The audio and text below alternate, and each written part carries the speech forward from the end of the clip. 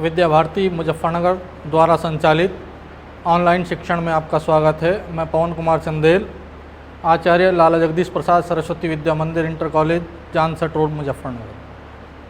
आज का विषय है हमारा कक्षा 10वीं के अंतर्गत काव्यखंड में चीटी कविता और कवि सुमित्रा नंदन पंत। सर्वप्रथम सुमित्रा नंदन पंत जी के विषय में देखते हैं। सुमित्रा नंदन पंत जी का जन्म 20 मई सन 1900 ईस्वी को कोसानी अल्मोड़ा में हुआ था। इनके पिता का नाम श्री गंगादत्त पंत था। कहा जाता है कि इनके जन्म के 6 घंटे बाद ही इनकी माता का शरीरांत हो गया, वह मृत्यु को प्राप्त हो गई, जिसके कारण इनका लालन पालन पिता और दादी की वात्सल्य की छाया में हुआ। उसके पश्चात इन्होंने वाराणसी से हाई स्कूल की शिक्षा प्राप्त की। हाई स्कूल वाराणसी से किया और उसके बाद बीए में प्रवेश ले लिया। लेकिन गांधी जी द्वारा असहयोग आंदोलन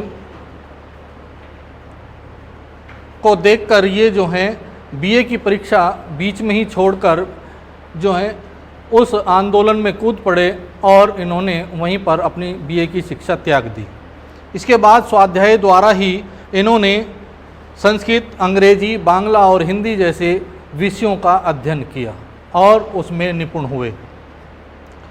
इनका अन्य नाम गोसाई दत्त भी था। ये गोसाई दत्त भी नाम से जाने जाते थे। रचनाएं इनकी मुख्य रूप से वीणा, पल्लव, ग्रंथि, गुंजन, युगांत, युगवाणी, लोकायतन, चिदंबरा, कला और बूढ़ा चांद आदि हैं। अन्य और भी अनेक रचनाएं हैं इन्होंने जिनकी रचना की है। भाषा इन्होंने मुख्य रूप से सरल, स्पष्ट, सुकोमल, खड़ी बोली का प्रयोग किया है। साहित्य में स्थान ये छायावादी युग के आधार स्तंभ कवियों में से एक थे। ये प्रकृति प्रेमी थे और प्रकृति चित्रण में विश्वास रखते थे, इसलिए इनको प्रकृति का सुकुमार कवि कहा जाता है। इनकी मृत्यु सन 28 दिसंबर 1977 को हुई।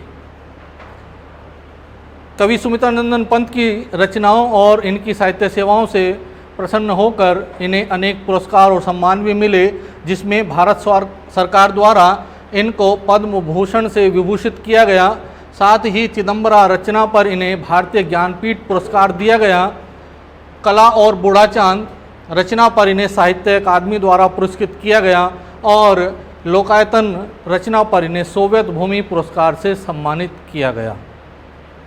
इसके बाद अब इनकी कविता पर आते हैं। चीटी, ये इनकी छोटी सी कविता है और ऐसे ही छोटे से जीव की कविता है यह चीटी, जिसमें चीटी को कवि ने सामाजिक प्राणी बताकर उसके विशेष गुणों का वर्णन करके मनुष्य को उससे प्रेरित होने की शिक्षा दी है।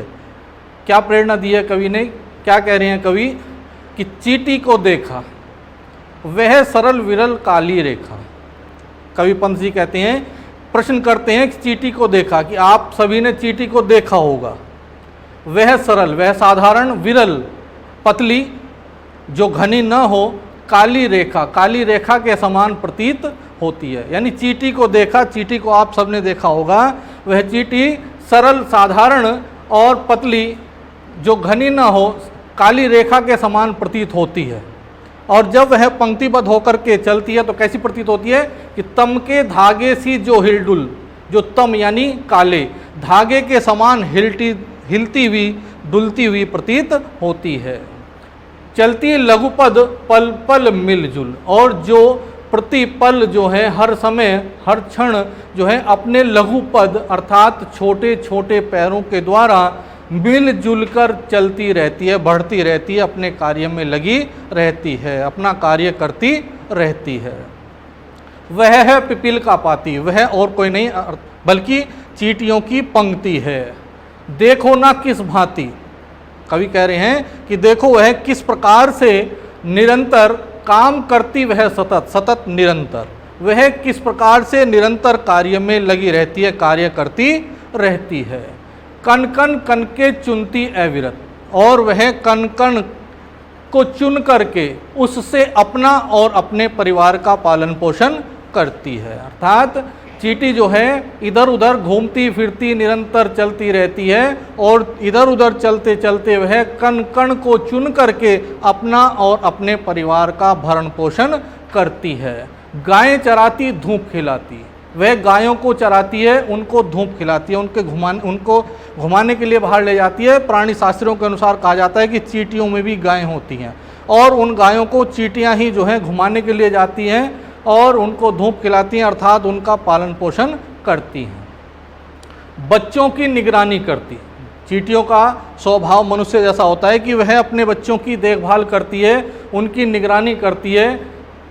लड़ती अरि तनिक से तनिक न डरती, लड़ती हैं वह संघर्ष भी करती हैं, मुकाबला करती हैं। अरि अर्थात शत्रु से, तनिक न डरती, शत्रु से वह तनिक भी नहीं डरती हैं, अर्थात वह बिना डरे निर्भय भाव से अपने बच्चों की निगरानी करती है और कण कण चुन करके उनका पालन पोषण करती है। दल के दल सेना संवारती, और वह समूह में एकत्र होकर के ऐसी प्रतीत होती कि जैसे दल बल के साथ सेना जो है आगे बढ़ती है संघर्ष करने के लिए, युद्ध करने के लिए आगे बढ़ती है, इसी प्रकार चींटियां जो हैं दल बल के साथ में जो हैं आगे बढ़ती हैं और घर आंगन जनपद बुहारती, और साथ ही साथ वह हमारा घर आंगन और जनपद अर्थात मार्गों को बुहारती हैं, साफ करती हैं। बुहारते से तात्पर्य झाड़ू लगाने से है, अर्थात वे जो हैं वहाँ से खाद्य पदार्थों को उठाकर कण कण को चुन करके हमारे घर आंगन और जनपद को अर्थात मार्गों को बुहारती हैं, उनको साफ सुथरा स्वच्छ बनाती हैं। तो ये कवि ने जो है उन चींटी की अनेक विशेषताएं बताई हैं, उनके अनेक गुणों का वर्णन किया है। काव्य सौंदर्य के अंतर्गत यहाँ पर कवि ने चींटी के कर्तव्य निष्ठा, श्रमशीलता और परिश्रमी होने के साथ साथ कर्मशीलता का वर्णन किया है। भाषा में कवि ने यहाँ पर सरल खड़ी बोली का प्रयोग किया है। रस यहाँ पर वीर रस है क्योंकि कर्मवीरता के दर्शन हो रहे हैं। यहाँ पर चींटी जो है कर्मवीर की भांति निरंतर कार्य में निरत है, लगी हुई है, इसलिए यहाँ पर वीर रस के दर्शन हो रहे हैं। शैली यहाँ पर वर्णनात्मक है, चींटियों का यहाँ पर विस्तार से कवि ने वर्णन किया है। अलंकारों में यहाँ पर एक ही वर्ण की आवृत्ति के कारण यहाँ पर अनुप्रास अलंकार, साथ ही साथ उसको जो है काली विरल जो है रेखा के लिए बताया है, ठीक है, उसकी उपमा हुई है, उपमा अलंकार है। और साथ ही साथ यहाँ पर पल पल और कन कन ये शब्दों की पुनरावृत्ति हुई है, जिसके कारण यहाँ पर पुनरुक्ति प्रकाश के अलंकार के दर्शन हो रहे हैं। साथ ही साथ इस भाव साम्य के लिए कवि मैथिली शरण गुप्त ने भी कहा है कि नर हो न निराश करो मन को, कुछ काम करो कुछ काम करो, जग में रहकर कुछ नाम करो। इसलिए कवि ने भी यही दर्शाया है, यही बताने का प्रयास किया है कि हम मनुष्य हैं और मनुष्य होकर के हमें निराश नहीं होना चाहिए। जिस प्रकार छोटा सा जीव चींटी जो है निरंतर कर्म करती रहती है, संघर्ष करती रहती है, डरती नहीं है, अपने शत्रुओं से संघर्ष करती है, उसी प्रकार हम मनुष्य हैं, हमें भी निरंतर जो है कर्म करते रहना चाहिए, निराश नहीं होना चाहिए। आइए इसके बाद आगे दूसरे पंक्तियों को देखते हैं। चींटी है सामाजिक प्राणी। कवि पंत जी कहते हैं कि चींटी एक सामाजिक प्राणी है, उसमें समाज में रहने वाले मनुष्य की भांति सभी गुण विद्यमान हैं। इसलिए कवि ने चींटी को सामाजिक प्राणी बताया है। वह श्रमजीवी, क्योंकि वह निरंतर परिश्रम करने वाला जीव है, जो निरंतर परिश्रम करके अपना और अपने परिवार का भरण पोषण करती है। वह सुनागरिक, और इसलिए उसमें एक सुनागरिक के सभी गुण विद्यमान हैं। यानी जो एक अच्छे नागरिक में गुण होने चाहिए, कर्मशील होना चाहिए, परिश्रमी होना चाहिए और अनुशासन प्रिय होना चाहिए, उसमें संघर्षशीलता होनी चाहिए, निडरता होनी चाहिए, ये सभी भाव यहाँ पर कवि पंत जी ने चींटी में के अंदर बताए हैं, उस चींटी में विद्यमान बताए हैं। इसलिए कवि ने बताया है कि चींटी है प्राणी सामाजिक, कि चींटी एक सामाजिक प्राणी है और वह श्रमजीवी है, वह निरंतर श्रम अर्थात परिश्रम करने वाला जीव है और उसमें एक अच्छे नागरिक के सभी गुण विद्यमान हैं।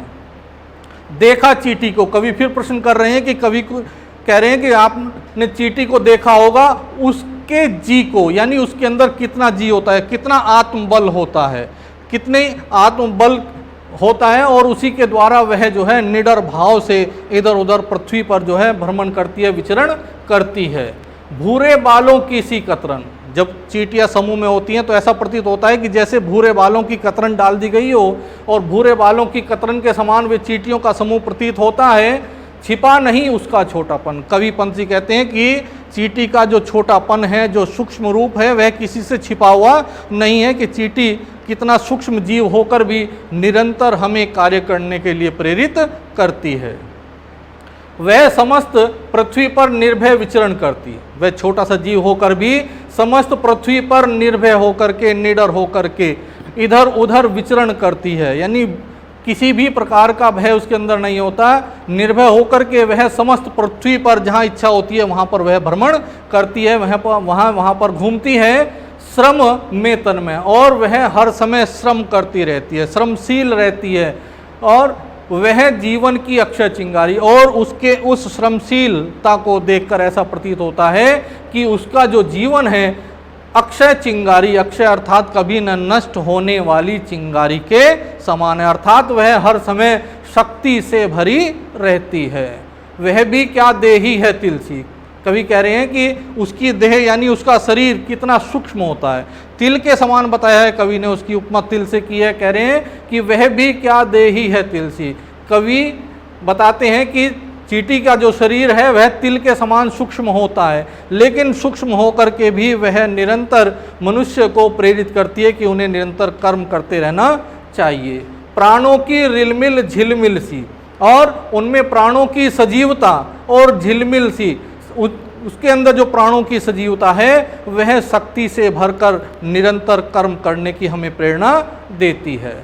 दिन भर में वह मीलों चलती, कवि कहते हैं कि चींटी को हमने देखा होगा कि वह इधर उधर निडर भाव से विचरण करती है, और दिन भर में वह मीलों का रास्ता पार कर जाती है। अथक लेकिन बिना थके, वह मीलों का रास्ता पार करने पर भी थकती नहीं है, बिना थके वह इधर उधर घूमती रहती है, अपने कार्य में व्यस्त रहती है, कार्य से कभी न टलती, और वह अपने कार्य से कभी विमुख नहीं होती है, अपने कार्य से कभी नहीं टलती है, अर्थात हर समय अपने कार्यों में लगी रहती है। इस प्रकार कवि ने यहाँ पर चींटी के अनेक गुणों का वर्णन करते हुए उसे जो है निरंतर कर्मशील बताया है, और कहा है कि उससे मनुष्य को प्रेरणा लेनी चाहिए, और इसी प्रेरणा से मनुष्य को भी निरंतर कर्म करते रहना चाहिए। काव्य सौंदर्य के अंतर्गत कवि ने चींटी के अनेक गुणों का वर्णन करते हुए यहाँ पर भाषा के रूप में सरल खड़ी बोली का प्रयोग किया है। रस यहाँ पर वीर रस है, कर्मवीरता के कारण। शैली वर्णनात्मक शैली है। अलंकार में कवि ने यहाँ पर अनुप्रास और उपमा अलंकार का प्रयोग किया है। भाव साम्य के लिए कवि रामनरेश त्रिपाठी जी ने भी कहा है कि कर्म तुम्हारा धर्म अटल हो, कर्म तुम्हारी भाषा हो, सकर्म ही मृत्यु तुम्हारे जीवन की अभिलाषा। इसलिए त्रिपाठी जी भी कहते हैं कि कर्म ही मनुष्य का धर्म होना चाहिए, और उसकी अभिलाषा यही होनी चाहिए कि वह जीवन के अंतिम समय तक कर्म करता रहे, और कर्म करते करते ही वह मौत को प्राप्त हो, मृत्यु को प्राप्त हो। ऐसी अभिलाषा रामनरेश त्रिपाठी जी ने भी मनुष्य से की है। इस प्रकार हमें चींटी के अनेक गुणों को ध्यान में रखकर निरंतर कर्मशील रहना चाहिए, उससे प्रेरणा लेते हुए कर्म करते रहना चाहिए। धन्यवाद।